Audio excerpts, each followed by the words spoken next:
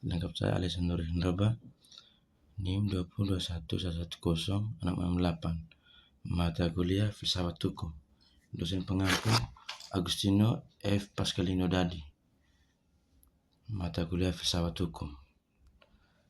Konteks kasus pelanggaran lalu lintas dan hukum kita bisa mengartikannya dengan pandangan filsafat Yunani kuno yang menekan keadilan, hukum dan etika sebagai bagian penting dari kehidupan masyarakat. Beberapa filsuf Yunani yang dapat dikatakan dengan kasus ini antara lain Socrates, Plato, dan Aristoteles. Socrates dari tahun 399 sampai 470 sebelum Masehi.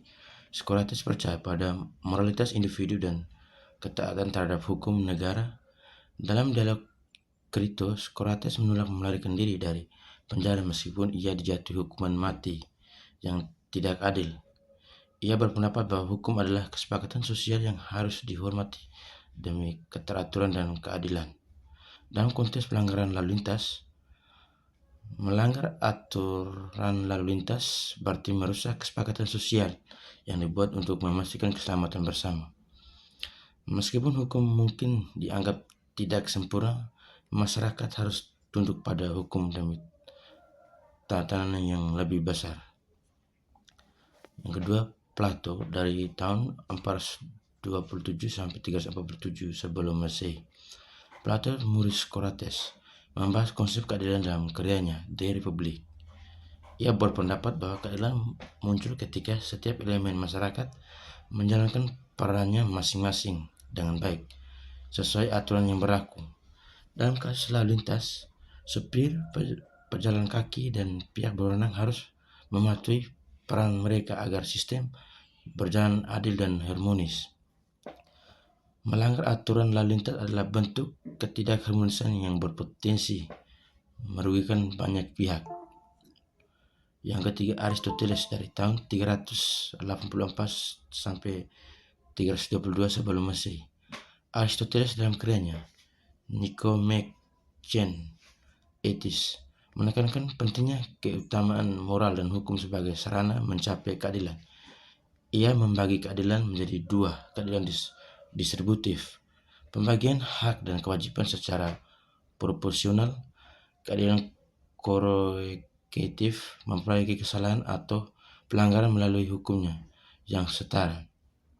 Dalam konteks pelanggaran lalu lintas, jika seorang melanggar aturan lalu lintas, misalnya menerobos lampu merah, maka keadilan korektif harus ditegakkan melalui sanksi atau denda. Hukum harus proporsional dengan kesalahan yang dilakukan untuk menjaga keseimbangan dalam masyarakat. Dalam mendeskripsikan kasus pelanggaran lalu lintas, perspektif yang dapat diambil mencangkup beberapa sudut pandang agar analisisnya lebih komprehensif. Berikutnya adalah perspektif yang dapat digunakan. Perspektif hukum. Jelaskan regulasi atau aturan yang dilanggar, misalnya undang-undang lalu lintas dan angkutan jalan. Identifikasi jenis pelanggaran, misalnya tidak memakai helm, melanggar rambu lalu lintas, atau tidak memiliki SIM. Dampak hukumnya bagi pelanggar, tilang, denda atau hukumannya kurungan. Perspektif sosial. Bagaimana pelanggaran lalu lintas mempengaruhi masyarakat sekitar, budaya disiplin berlalu lintas di lingkungan tertentu, persepsi masyarakat terhadap penegakan hukum terkait pelanggaran. Yang ketiga, persepsi ekonomi. Dampak pelanggaran lalu lintas terhadap ekonomi, seperti kerugian akibat kecelakaan atau biaya administrasi hukum, kontribusi denda atau sanksi dalam menanggung kebijakan pemerintah. Perspektif psikologis. Faktor psikologis yang menyebabkan pelanggaran seperti ketidaksabaran, kurangnya kesadaran atau pengaruh stres, dampak psikologis bagi korban atau pelaku, trauma, penyesalan, dan lain-lain. Yang kelima, Perspektif teknis atau infrastruktur, kaitan antara infrastruktur jalan yang buruk atau kurangnya rambu lalu lintas dengan tingkat pelanggarannya, kurangnya sarana dan prasarana yang memadai, misalnya lampu lalu lintas yang rusak. Perspektif keadilan atau penegakan hukum, seberapa efektif penegakan hukum dalam menekan angka pelanggaran, misalnya seperti diskriminasi dalam penerapan sanksi atau penegakan hukum yang tidak konsisten. Menggabungkan beberapa perspektif di atas akan memberikan gambaran yang lebih holistik dan mendalam mengenai kasus pelanggaran lalu lintas.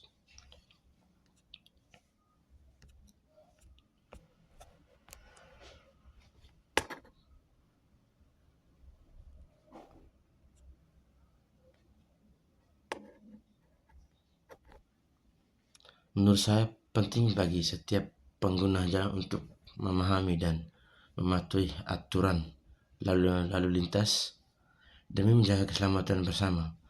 Penegakan hukum yang tegas serta edukasi berkelanjutan akan membantu menciptakan budaya berkendara yang lebih disiplin. Kesimpulan dari materi yang di atas, dalam pandangan filsuf Yunani kuno, hukum adalah fondasi keteraturan dan keadilan sosial. Menurut Socrates, melanggar aturan adalah bentuk ketidakharmonisan dan merusak sistem keadilan.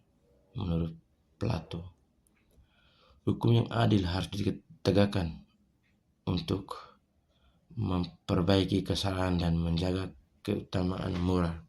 Menurut Aristoteles, kasus pelanggaran lalu lintas dapat dianggap sebagai tindak yang bertentangan dengan prinsip-prinsip keadilan, harmoni, dan moralitas yang diajarkan oleh para filsuf Yunani.